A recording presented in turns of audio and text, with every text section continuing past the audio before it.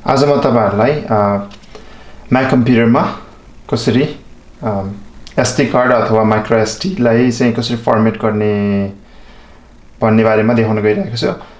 यो विन्डोजमा एकदम सजिलो छ।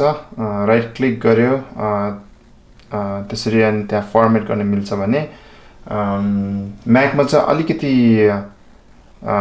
इनसाइड जानुपर्ने हुन्छ यो फर्मेट गर्न लागि। हामीसँग आज दुईटा छ, एउटा चाहिँ माइक्रो एसडी हैन, यो एडाप्टर भयो, एडाप्टर भित्र सानो एसडी कार्ड छ।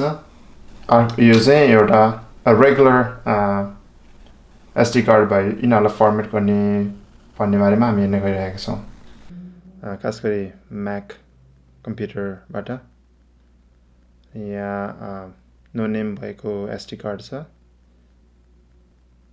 सेभरल अप्सनहरु देख्न सक्नुहुन्छ यहाँ। तर यहाँबाट चाहिँ यसको फर्मेट गर्न मिल्दैन।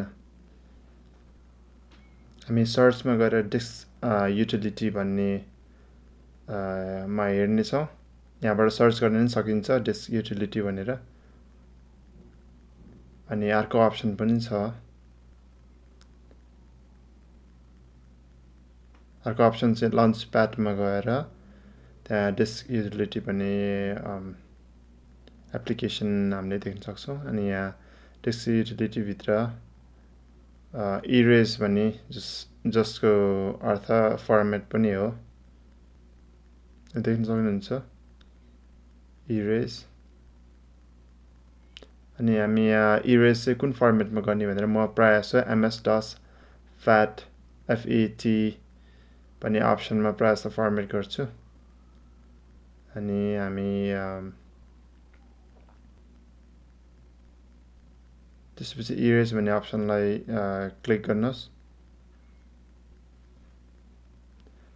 त्यसपछि यो एसडी कार्ड चाहिँ फर्मेट हुन्छ।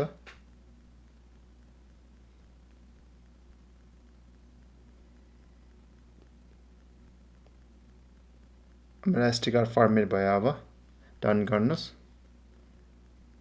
अनि त्यो फर्मेट हुने बित्तिकै ब्याक टु अप्सन चाहिँ त्यो माथि म्याकिन्टोस भन्ने एसडीमा जान्छ। तर हाम्रो एसडी कार्डको नाम चाहिँ नो नेम हो, जुन चाहिँ फर्मेट भएछ।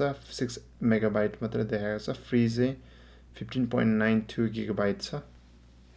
तपाईले फर्मेट भएको छ कि छैन अथवा इरेज भएको छ कि छैन भनेर नो नेममा गएर चेक गर्न सक्नुहुन्छ। तपाईलाई यदि यो भिडियो मन पर्यो भने लाइक गर्नुहोस् अनि कमेन्ट गर्नुहोस्। सब्स्क्रिप्सन गर्न अवश्य नभुल्नुहोस्।